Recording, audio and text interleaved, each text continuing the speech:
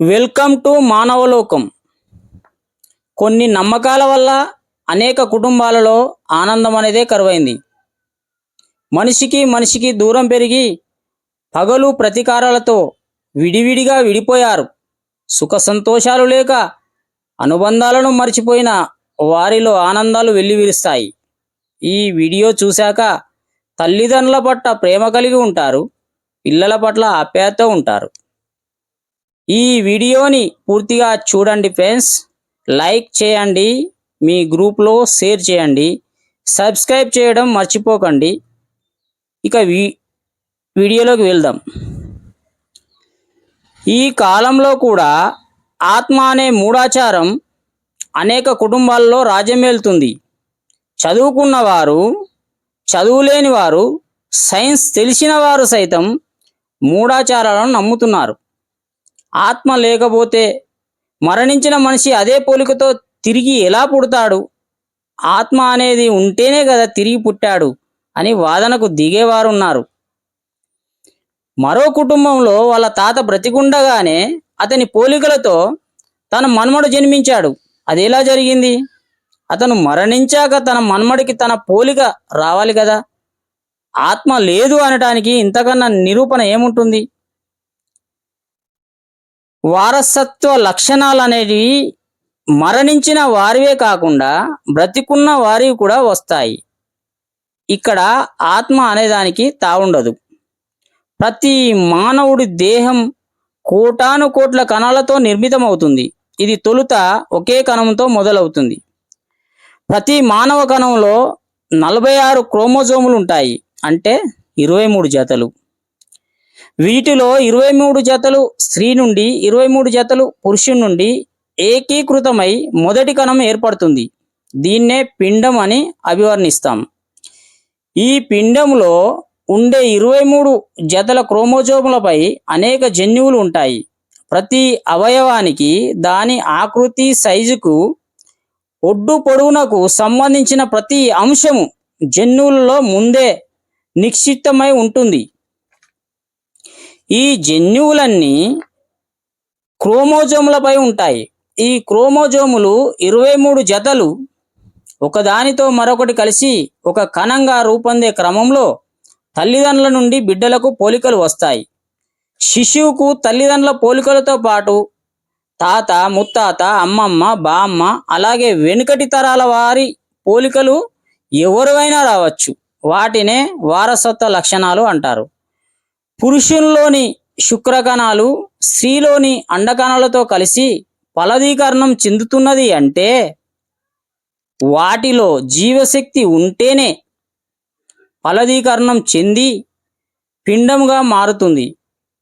పుచ్చిపోయిన విత్తనం మొలకెత్తదు.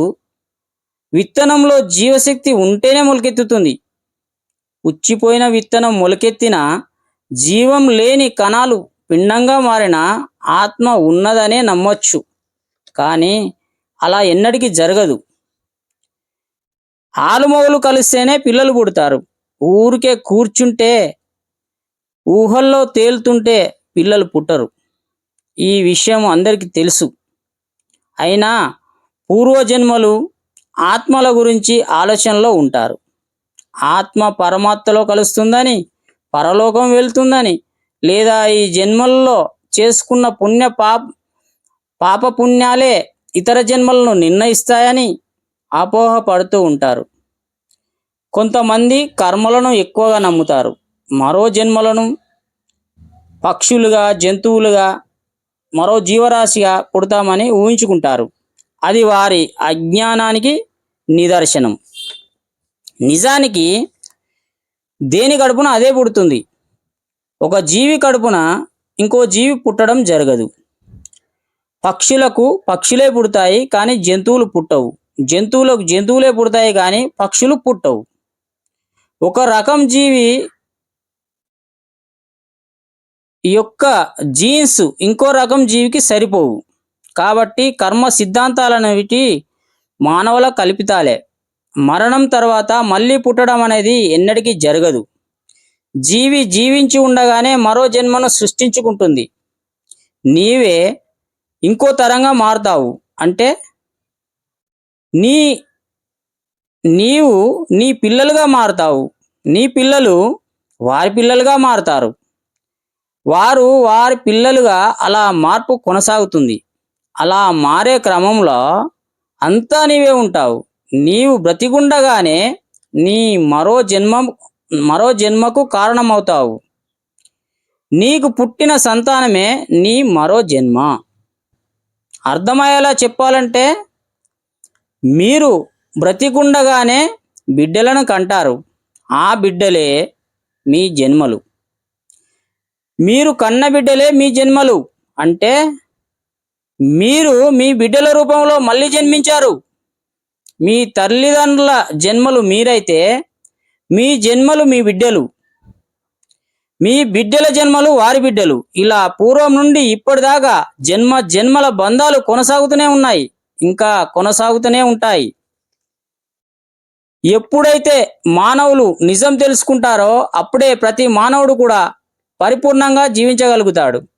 మీరు ఈ జన్మలో తప్పులు చేస్తే ఇంకో జన్మలో అనుభవిస్తారు. అంటే మీ జన్మ మీ బిడ్డలే కాబట్టి మీ తప్పులు వారికి కూడా అంటుకుంటాయి. మీరు దొంగ అయితే మీ బిడ్డలను పలానా దొంగ బిడ్డలు అంటారు. మీరు గొప్ప పనులు చేసినట్లయితే మీ బిడ్డలను పలానా గొప్ప వ్యక్తి బిడ్డలు అంటారు. మీ పిల్లల భవిష్యత్ ఎలా ఉండాలంటే అలా మలుచుకునే అవకాశం మీ చేతుల్లో ఉంటుంది ఫ్రెండ్స్.